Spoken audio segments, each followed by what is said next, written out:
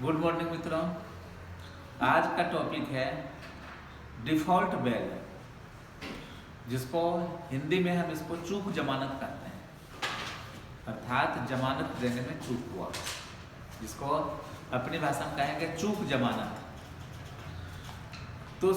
CrPC में जब स्पष्ट रूप से हम पढ़ते हैं तो किसी धारा में डिफ़ॉल्ट बेल और चूक जमानत के बारे में उल्लेख नहीं किया गया है। सबसे पहला चीज़ आप याद रखेंगे कि सीआरपीसी में डिफ़ॉल्ट बेल चूक जमानत के बारे में उल्लेख नहीं किया गया है। लेकिन जब हम सीआरपीसी की धारा 57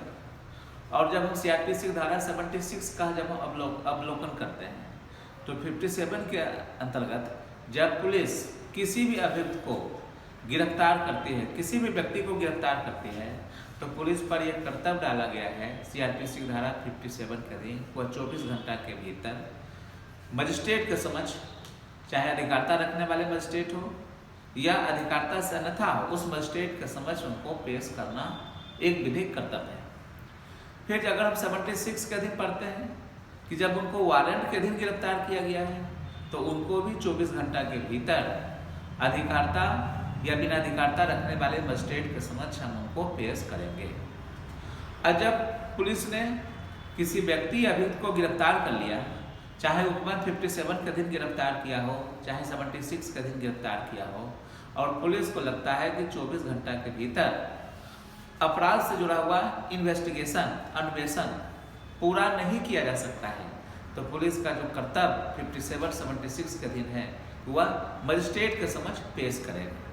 जब वह मजिस्ट्रेट के समक्ष पेश कर देता है तो वहाँ पर सीआरपीसी के उपबंध 167 एप्लीकेबल हो जाते हैं कि 24 घंटा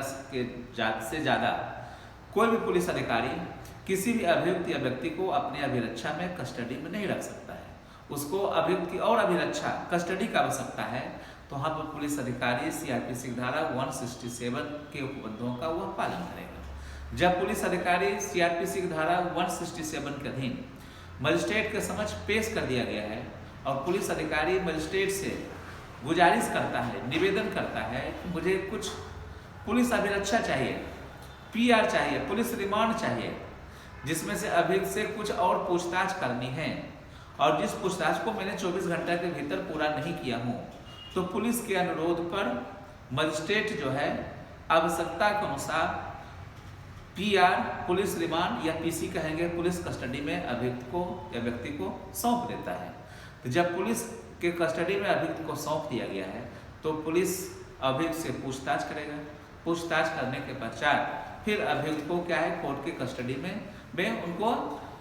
पेश किया जाएगा। और जब कोर्ट के कस्टडी में उनको पेश कर दिया जाता है और पुलिस को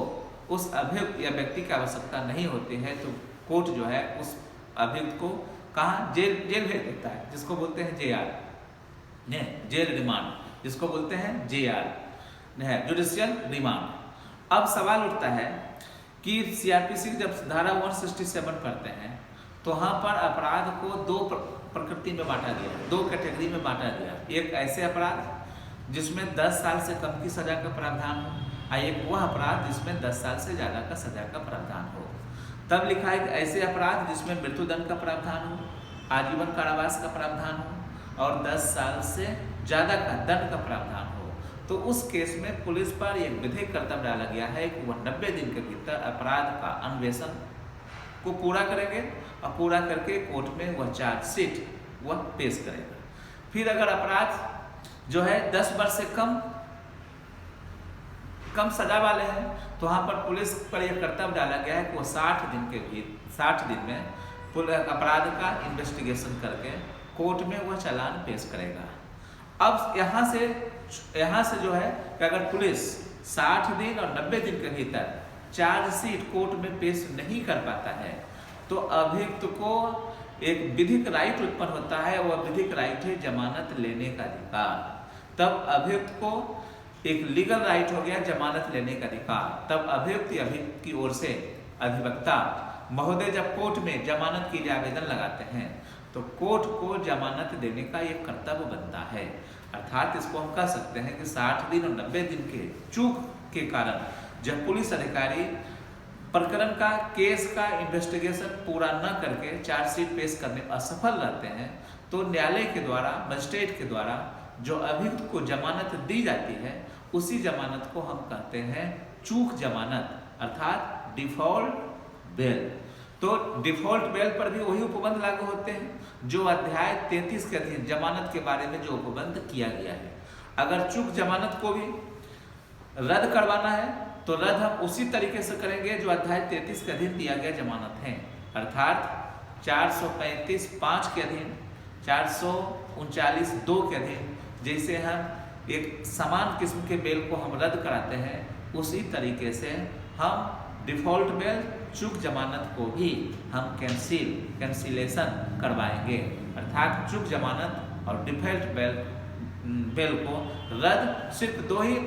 धाराओं के अधीन करेंगे, 437(5) सबखंड 5 के अधीन और 439(2) के अधीन। इसी को कहा जाता है डिफॉल्ट बेल चूक जमानत, अर्थात जिस केस का इन्वेस्टिगेशन 60 दिन और 90 दिन के भीतर पूरा नहीं होने के कारण अभियुक्त को जो जमानत दिया गया है कोर्ट के द्वारा उसी जमानत को हम कहेंगे चूक जमानत, डिफॉल्ट बेल। Thank you.